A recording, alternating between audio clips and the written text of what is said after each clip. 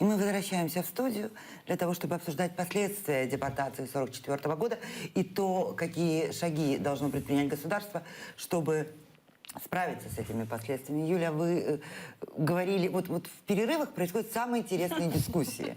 Мы говорили, я, во-первых, хочу сказать нашим зрителям, чтобы было вообще понятно, что произошло, потому что 25% погибших, только погибших, цифра, которую нам дает прокуратура. Это пока только официальная да, только цифра прокуратуры я и официальных инстанций. Ильнар, Расследование не закончено. Я хочу, чтобы это было понятно, что это такое. Например, прокуратура объясняет нам, что в результате Голодомора, который унес миллионы жизней украинцев, погибло 12% украинского народа.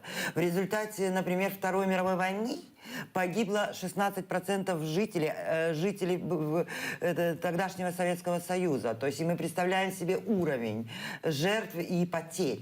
А тут мы говорим о 25%. Это невосполнимый ущерб. Это гораздо больше, чем просто гибель людей.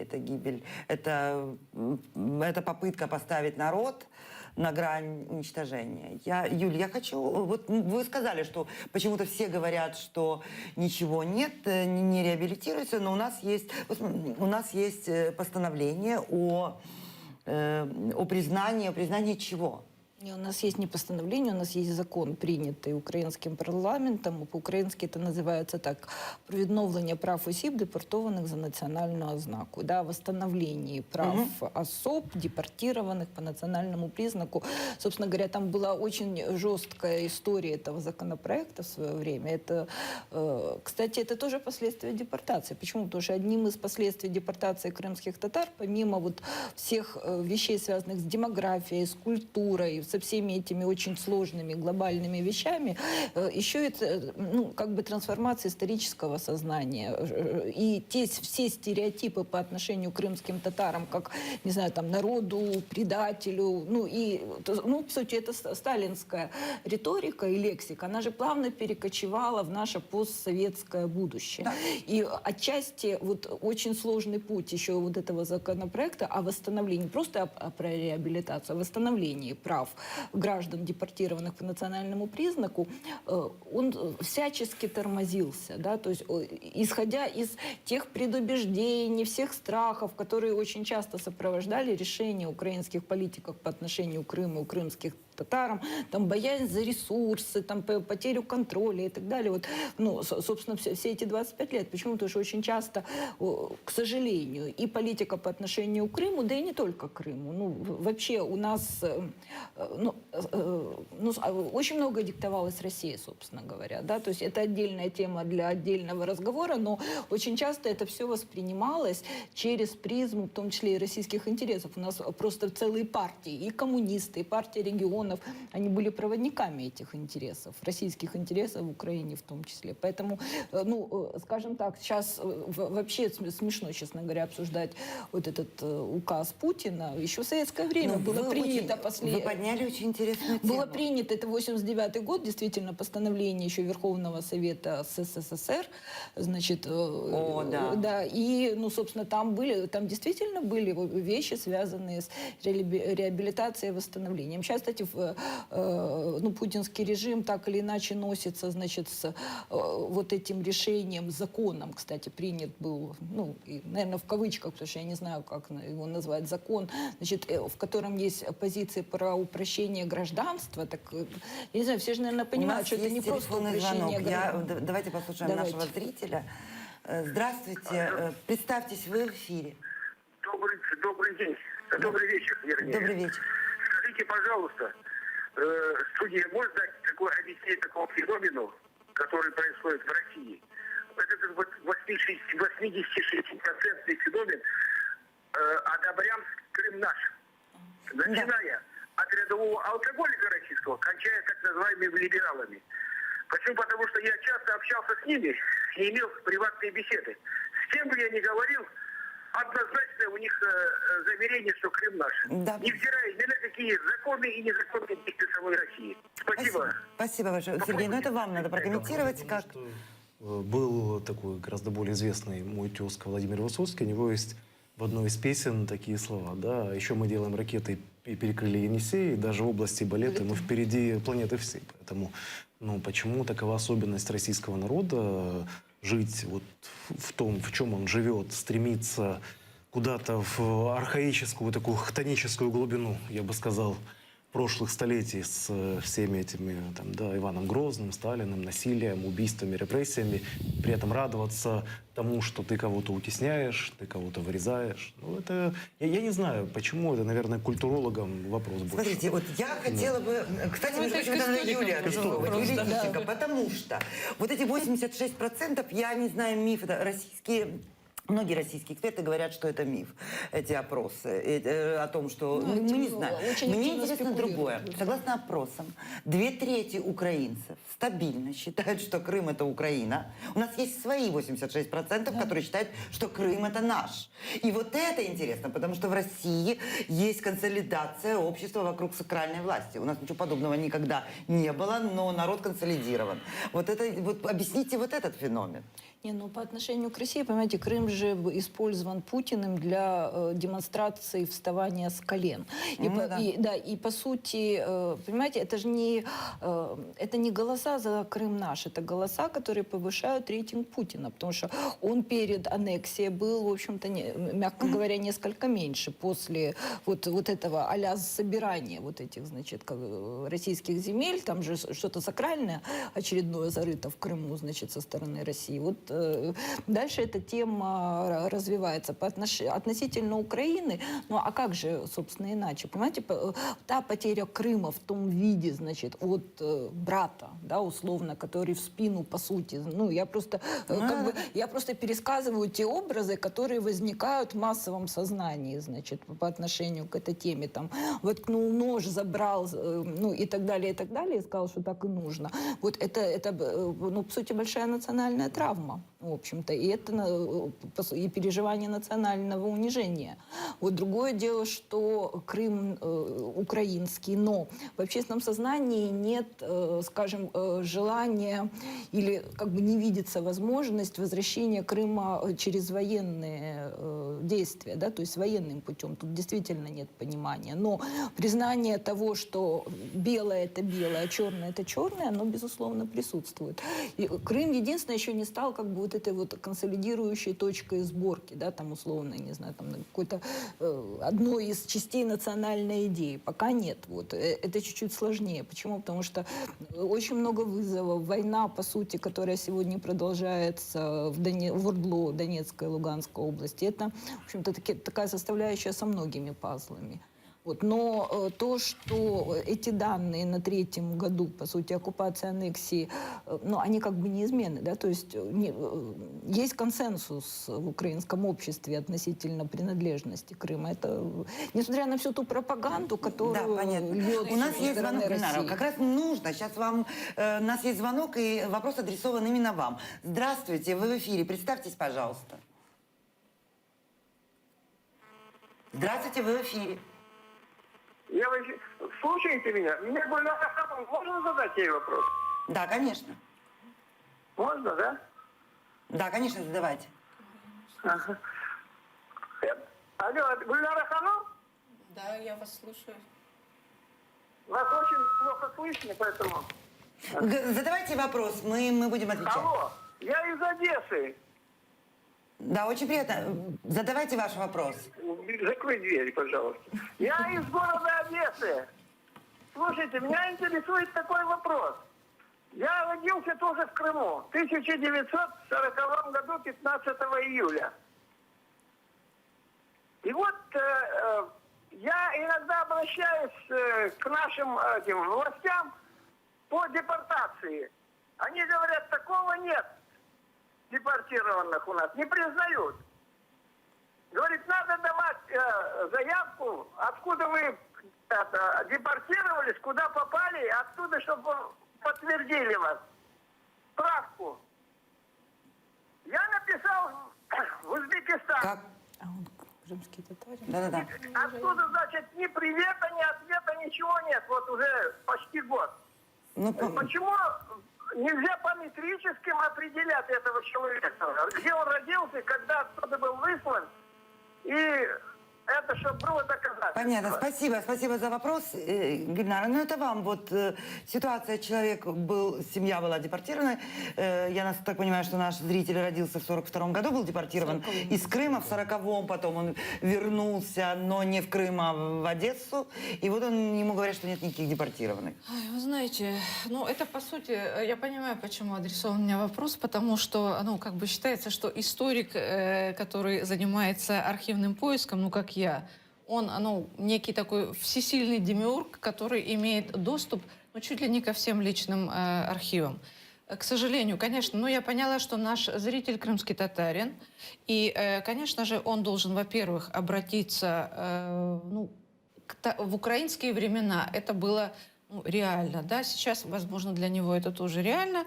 Архив, из которого он может доказать, ну, свой статус депортированного, находится, ну, раньше это называлось Ведомственный архив Автономной Республики Крым, МВД. И там, как выяснилось, даже к моему большому удивлению, потому что я тоже эту справку о своих родственниках получила несколько лет назад, я даже не могла себе представить, что настолько детализированы эти сведения. То есть в Крыму, в общем-то, данные о депортированных вот в этом самом архиве хранятся, о составе семьи. И, в принципе, это выдается. Получить это в Крыму? Вот, возможно, я думаю, что поскольку там, ну, как бы идет, я говорю, как бы, не потому что я такая косноязычная, а потому что, в общем-то, какие-то эти справки люди получают и имеют возможность на основании вот этих вот справок получить там, ну, я не знаю, там, какую-то дотацию, Ну, или там к чему-то там, значит, там, к пенсии прибавку. Что касается узбекистанских архивов или узбекских архивов, я думаю, что, ну, у нашего зрителя никаких шансов нет получить ответ, потому что Узбекистан нынешнее государство, где, собственно, как я себе предполагаю, хранятся огромные массивы данных о крымско-татарских спецпереселенцах. Но это же тоталитарное государство. Ну, и, в общем-то, мы с вами знаем характер этого государства. У нас есть скайп с Андреем Пианковским, российским политологом, публицистом. Здравствуйте, Андрей Андреевич. Добрый день, Лариса. Добрый день. Значит, у меня вопрос к вам. Я прочитала ваш комментарий украинскому изданию «Обозреватель» от 18 мая. Во-первых, вы поддержали создание крымско-татарской автономии, вы поддержали слова Порошенко о том, что она должна быть создана. Для нас это нечто невообразимое, когда российский общественный деятель открыто поддерживает создание автономии. А во-вторых, вы дали ответ, вы дали свой комментарий на ремарку, на интервью Ильми Умерова, заместителя главы Меджлиса, о том, что Россия может сама догадаться, что ей стоило бы создать крымско-татарскую автономию, и это существенно улучшит ее положение сегодняшнее, вот выведет ее изоляции. И вы сказали, что этого не может быть. Андрей Андреевич, в связи с этим у меня к вам вопрос. А возможно ли вообще для современной России, вот даже теоретически, создать, пускай фейковую, бутафорскую, пропутинскую, крымско-татарскую автономию? Ну, вообще в России создается много имитационных структур, начиная там с парламента, с рыночной экономики, чего угодно. Могли бы найти там и нескольких деятелей в Крыму. Ну, кто-то работает из крымских татар сейчас в российской администрации. Но вообще идея автономии настолько противоречит всей имперской ментальности, господствующей сейчас в Москве. И не сейчас, а во многие годы еще задолго даже до агрессии против Украины. Вы же помните, какая политика была в течение всех 15 лет за это путинское управление? За это время ликвидировано целый ряд автономий на территории Российской Федерации. Это автономные области, национальные округа. Вот эта тенденция сейчас господствует, и я думаю, что вряд ли Москва прибегнет вот к имитации именно в этой области. Но в любом случае тут нельзя крымскую автономию это правильное решение для Украины не для того, чтобы обогнать Россию в какой-то гонке, воображаемой, опередить ее, а, во-первых, потому что это справедливое решение. Восстановление автономии репрессированного 73 года назад народа. А во-вторых, это исключительно прагматическое решение, потому что оно укрепляет украинское государство. В критический момент агрессии, в общем, надо сказать, что единственная группа, которая активно людей сопротивлялась этой агрессии, это были крымские татары в Крыму, когда 26-го, кажется, это было 26 февраля, они предотвратили первую попытку бандитов Аксенова захватить здание парламента, чтобы потом произвести все эти манипуляции, закончившиеся аннексией России. И безоружные люди, крымские татары, сделали все, что могли. Но, как вы помните, в ночь появились уже зеленые человечки, российский спецназ, и я не хочу сейчас обсуждать, по каким причинам, но со стороны военных украинских структур, присутствующих на Крымском полуострове, поддержки вот этой героической акции крымских татар тогда не было оказано. Спасибо, спасибо, Андрей Андреевич. С нами был Андрей Пианковский, российский политолог, публицист. Сергей, у меня к вам теперь вопрос, потому что это прагматичный шаг, сказал Андрей Пианковский. Вы один из... Во-первых, это вы написали обращение к президенту дать Ришату Аметову звание Героя Украины. 3 года прошло. При этом не думаю, что я, конечно, единственный. Ну, я кто... понимаю, но Да. смотрите, вот это все так долго. Вы один из подписантов закона о статусе крымско-татарского народа. Я так надеюсь, что вы будете голосовать за изменения в Конституцию. Объясните мне, почему... Петр Алексеевич их инициирует, то, конечно, буду. Но пока более очевидный шаг, это, как мне кажется, голосование за наш совместный законопроект, инициатором которого, конечно же, является Меджлис крымско-татарского народа, Рифат Чубаров, Мустафа Ага Джамилев и ряд, скажем так, депутатов Верховной Рады, которые так или иначе причастны к крымско-татарской тематике, к судьбе крымско-татарского народа. Поэтому я считаю, Это закон о статусе народа. это Но статус сначала, народа. то есть, Я думаю, что это более быстрый шаг, чем носить. он будет проголосован? Вот это очень важный вопрос, потому что на самом деле... не вижу, как Верховная Рада Украины не проголосует этот законопроект. Хотя бы в первом чтении. Хотя бы в первом чтении. Но здесь нужно сказать, что, к сожалению, та политическая дискуссия, которая сейчас происходит в Украине, она тоже меня немного смущает. Потому что это такая дихотомическая полярная дискуссия в формате зрада-перемога, которая не видит никаких полутонов, оттенков и, в принципе, третьей точки зрения или другого угла зрения на эту проблему. То есть дискуссия эта сейчас ведется в таком пространстве, да, или по такой линии. Это моральный долг Украины перед крымскими татарами, да, и это именно моральный долг, это моральность, это вопросы этики, это вопросы там, судьбы крымских татар и так далее. А другая сторона дискуссии, в ней участвуют, к сожалению, не только, опять же, как я уже говорил, проплаченные Москвой люди, но и вполне вменяемые украинцы, ну да, они просто вот так видят, да, очень странно, не осознавая, в чем проблема. Юрий, я закончу. Вот, да.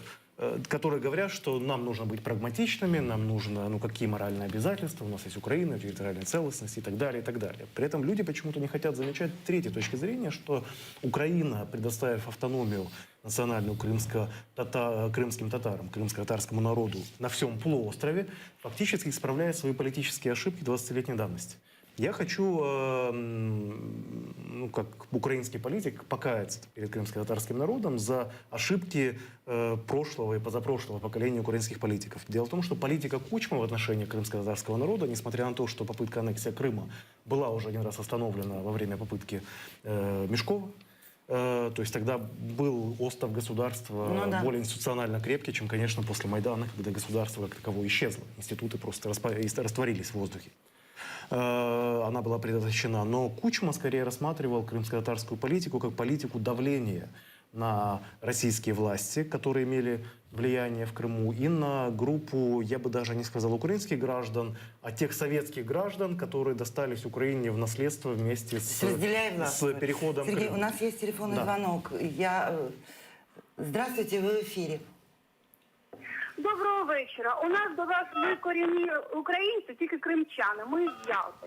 У нас до вас велике питання від українського і других національностей. Там в Криму кричать, що Росія – це російський Крим. Ми приїхали в Україну, ви кричите, що Україна, тут ваш Крим, кримсько-татарський.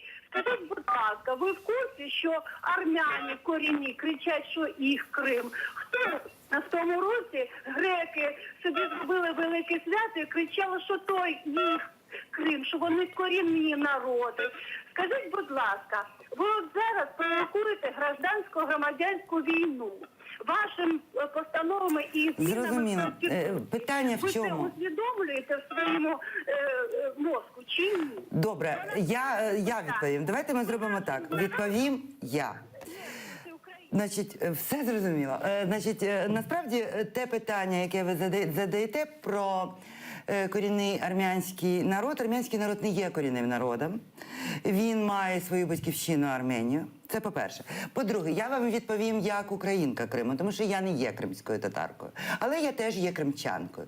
Не з Ялти, але недалечко. Так от, як українка Криму, я вважаю, що українці Криму, політичні українці Криму, етнічні українці Криму, тобто ті українці, які мають зв'язок і наголошують на зв'язку з Києвом, з Україною, є в Криму меншістю і завжди були меншістю. Як меншість ми не мали політичного представництва в органах влади Криму. Ми не могли обрати собі представників, депутатів. Ми не мали можливості власним коштом підтримати українські засоби масової інформації. Ті кілька депутатів Криму, якщо ви кримчанка, то ви прекрасно знаєте, це Пілунський.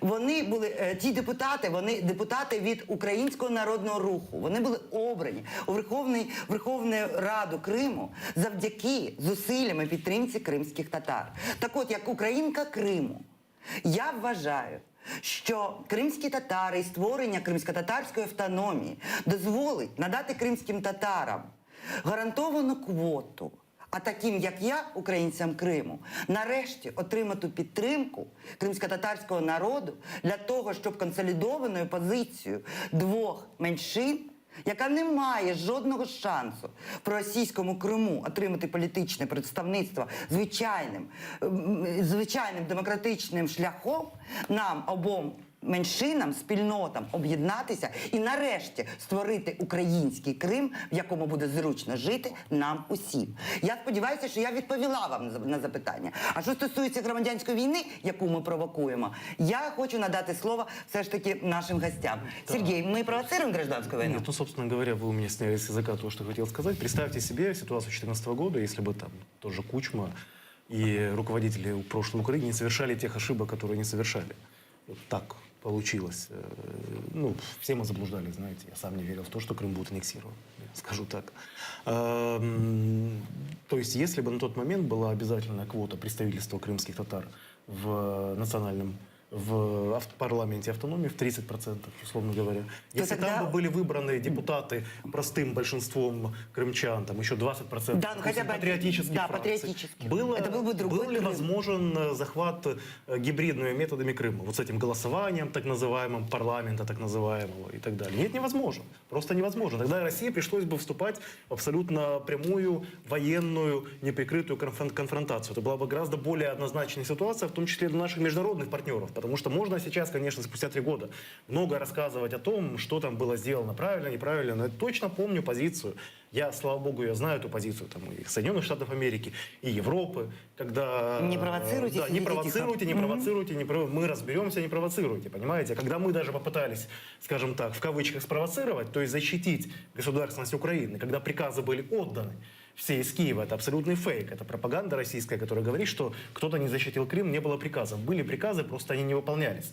Потому что политика Кучмы и политика прошлого руководства, особенно Януковича, который переселял туда просто непонятно кого в Крым из своего Донецка, да, одну российскую агентуру двигал из одного региона в другой, она привела к тому, что украинских институтов, украинских спецслужб, украинского гражданского общества, которое было, но в меньшинстве, как правильно сказала оно не Лариса, было там консолидировано. Там не было институтов украинской власти. Там была квази-институты, которые были саботированы, подкуплены и коллаборированы, я бы так сказал, заранее российским режимом.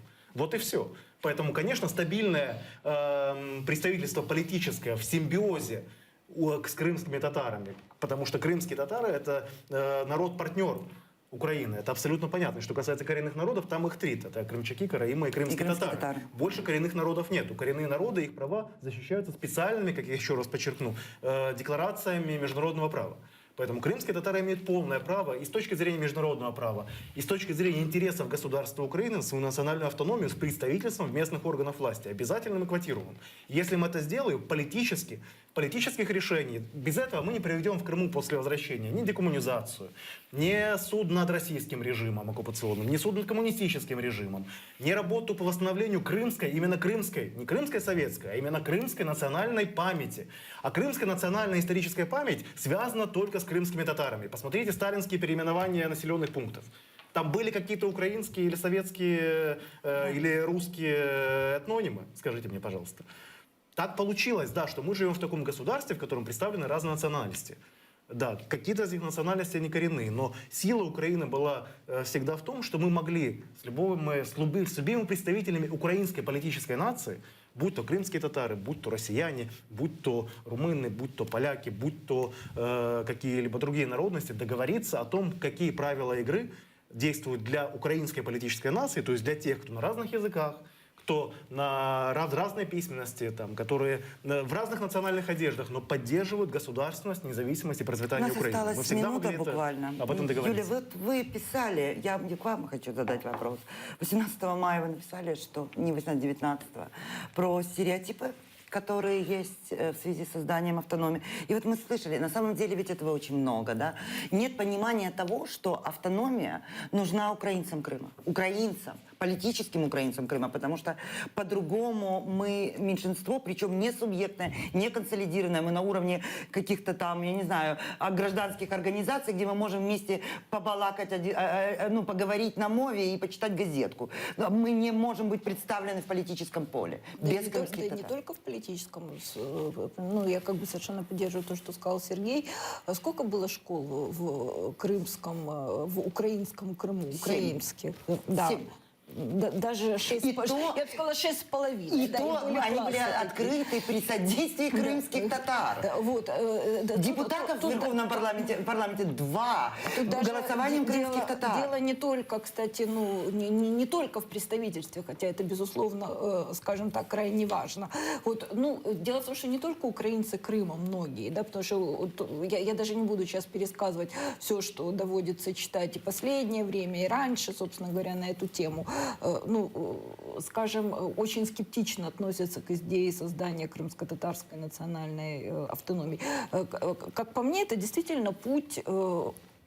С одной стороны, это путь к утверждению исторической справедливости, но это, кстати, возможно, не самое главное в этих мотивациях. Это, по сути, путь до оккупации Крыма, так или иначе. Да? Это один из таких глобальных шагов. Это путь интеграции последующей Крыма в украинское поле. Нет, 100%. И поэтому вот сейчас, знаете, вот это все читаю, я думаю, или это люди, может, что-то не понимают, например, что, в унитарной стране невозможны национальные автономии.